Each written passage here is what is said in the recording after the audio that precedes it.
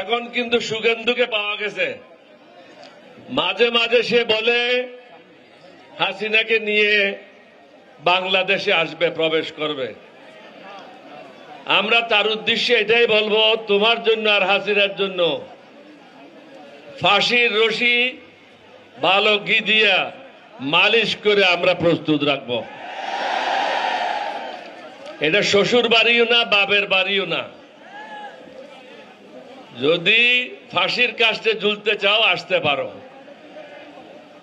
আপনারা জানেন 1947 সালের পর থেকে মুসলিম লীগ ছিল,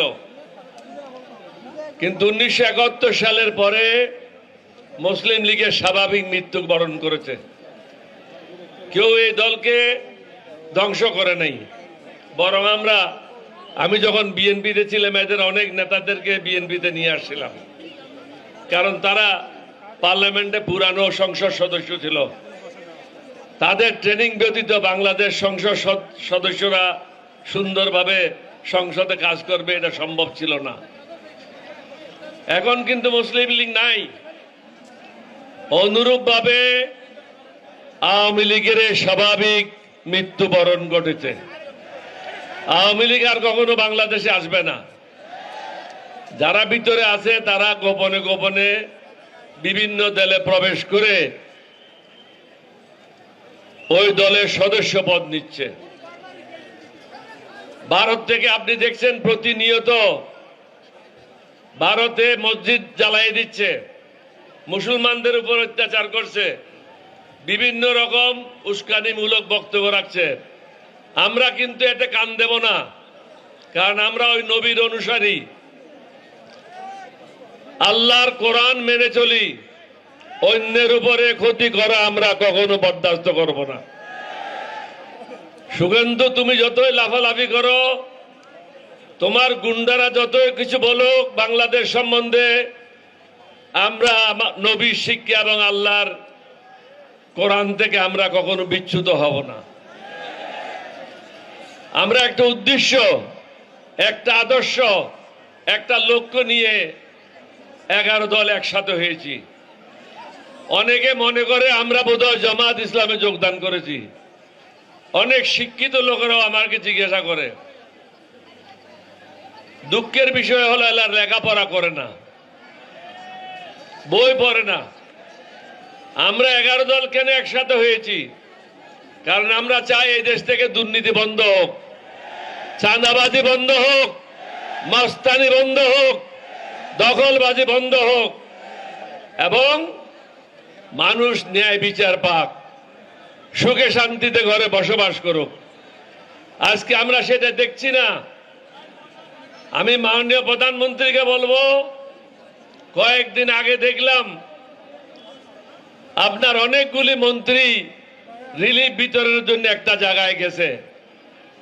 অত্যন্ত দুঃখের বিষয়, এই রিলিফ বিতরণের দায়িত্ব হল ইউনিয়ন কাউন্সিলের চেয়ারম্যান এবং মেম্বারের, এবং এটা সুপারভাইজ করবে ইউএনও। এটা মন্ত্রীর কাজ না। মন্ত্রী যদি ইউএনওর কাজ করে, ইউএনও কার কাজ করবে?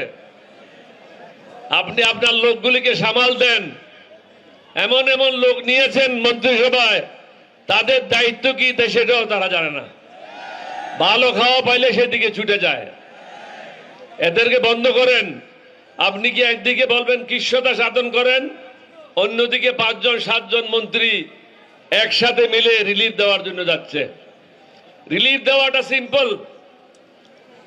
100 বছরের সবচেয়ে বড় ঘূর্ণিঝড় হয়েছিল 1991 সালে। আমি এককভাবে এটার দায়িত্বে ছিলাম। আমি এই প্রকাশ্যে বলে যাই, সারা রাত্রে আমি ঘুমাই নাই। 29 তারিখ রাত্রে সকালে উঠে বেগম জিয়াকে বললাম, আমি সংবাদ পেয়েছি এয়ারপোর্টে 10 ফিট পানি হয়েছে। উনি বললেন যে কি করা দরকার? আমাদের একটা হেলিকপ্টার নেন, আপনাকে নিয়ে আমি যাব।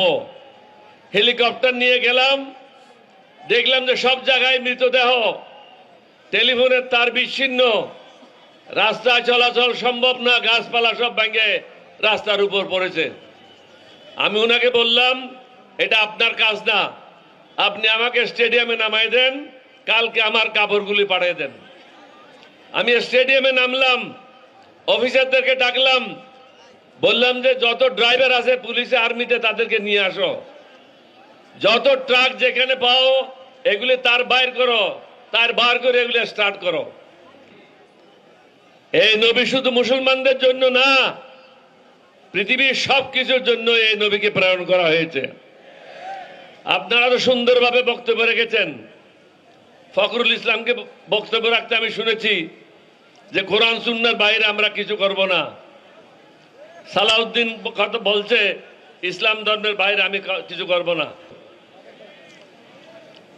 আরো কয়েকজনে বক্তব্য রাখছে, তারা বললো যে ইসলাম ধর্মের বাইরে কিছু করব না। তাহলে এই সংস্কারগুলি করছে না কেন? এগুলি কি ইসলাম ধর্মের বাইরে? মেহরবানি করে সংস্কারগুলি করে এই জাতিকে মুক্তি দেন। আমরা যারা বিরোধী দলে আছি আমরা আপনার শত্রু না, আমরাই হলাম আপনার মিত্র। কারণ আমরা সুন্দর বাংলাদেশ গঠন করতে চাই। এই বাংলাদেশের জন্য যুদ্ধ করেছিলাম, এটা আপনাকে বুঝতে হবে। আমি দেখলাম পরশুদিন বোয়ালখালীর থেকে কেবা কারা পথে নির্দেশিত পথে চলেন। শুধু মক্কা সনদ বললে হবে না, ওটা কাজে লাগাইতে হবে। মানুষ কি চায় সেটা বুঝতে হবে। মানুষ চায় সংস্কার, সংস্কারগুলি শেষ করেন, জনগণকে মুক্তি দেন, দেশটা সুন্দরভাবে চলুক।